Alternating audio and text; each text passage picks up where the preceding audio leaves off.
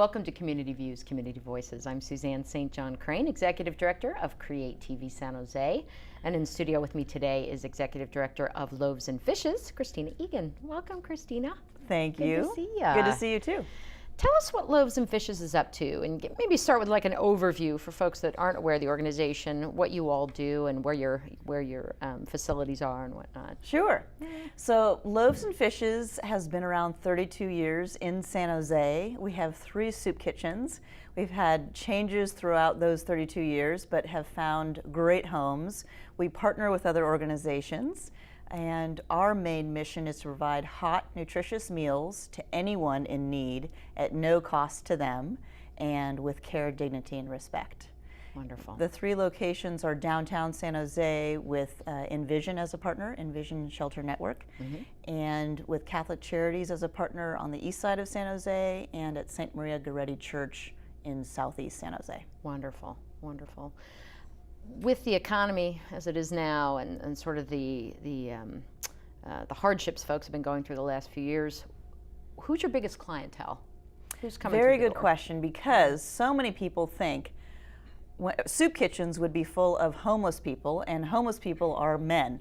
And oftentimes people will think they're a certain demographic. They may Right. be just African American or Latinos or Caucasian men, when in fact who we are seeing today is 70 to 80% senior citizens. Wow. And the senior citizens who come in, who we talk to, majority of them worked their entire lives, are living on Social Security, and Social Security is not making ends meet.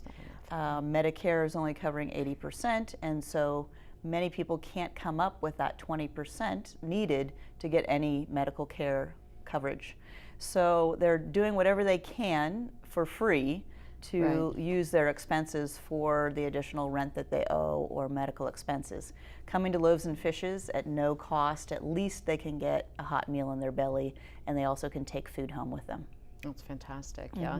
Yeah, I think, I mean, you bring up a really good point just in terms of the misperception of, oh, it must be this demographic or these folks that are there. But I think, especially in Silicon Valley, I mean, you look at the rental market right now and just people being squeezed out. It's got to be for folks on a fixed income. It's got to be challenging. Yes, absolutely. Absolutely. Other sort of folks that are coming in the door that you serve are families, individuals, and senior citizens. Anybody is welcome, and it really depends on the different areas where we serve, where we see a main clientele. So downtown, we tend to see more homeless. On the east side, we see more senior citizens, and in the south side, we see more families. But anybody is welcome at any of our sites. And now, to tell you the truth, we're seeing more very low income and low income people rather than homeless. Homeless people. So they're scraping by living in cars or living at friends' homes or family members' homes, and not considering themselves homeless. Right. And maybe part-time work or no work. A fair amount of people are living on disability, which doesn't cover all their expenses. Yeah. And so it's tough times. It's a common story. Common story, unfortunately. low income. Right. And as far as organizationally, you all partner probably with folks to get the food. Tell us a little bit about how you all work and who your partners are. Yeah. Absolutely. So we get as much donated food as possible. Sure. And we have great partners such as Costco, Full Circle Farms, Smart and Easy, and Smart and Final. Many different organizations, farms, Guadalupe Conservancy, they donate food to us. Oh, fantastic. There's a number of produce markets, Redwood Produce. So we try to get mostly fresh produce donated daily to us, and we literally use that each night. Wow. And then Costco is our main supporter with regard to breads and desserts. How many meals are you doing every day? We are doing close to 1,000 meals when you count all of the seconds and to-go food. Right. So we're seeing about 500 people. It varies. To tell you the truth, we have a lot more people come to us in the winter months than we do in the summer months. But in general, it's about 500 people, and they're always offered seconds, and they're offered take-home if they would like, because it is one meal a day. What can our community do to help? What's your greatest need as an organization right now? Thank you very much. So donations are our biggest need. Major corporations and our biggest funders have cut back in their donations dramatically. So where we were getting 50,000, we're now getting 20,000 this year. So that's a big dip. Individuals are fantastic to us, and we need as many individuals as possible. Giving small donations of $20 are helpful. That's over 3 meals for us, so that helps 3 people, which is great.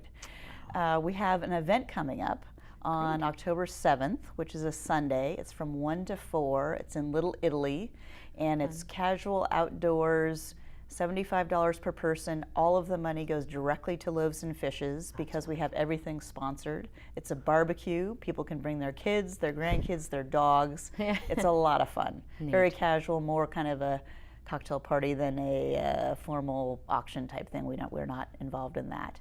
So those are 2 things. We also, coming up on the holidays, we have food drives where any corporation or business can have us bring barrels to their location and fill barrels with food. We have a toy drive where we have a program for all of the families that eat with us. So if corporations would be interested in barrels for that, where new toys are put into the barrels and we come pick them up, that is helpful. We serve all year round, including holidays. If people want to volunteer on Thanksgiving Day, on Christmas Eve, on Christmas Day, we are happy to have them.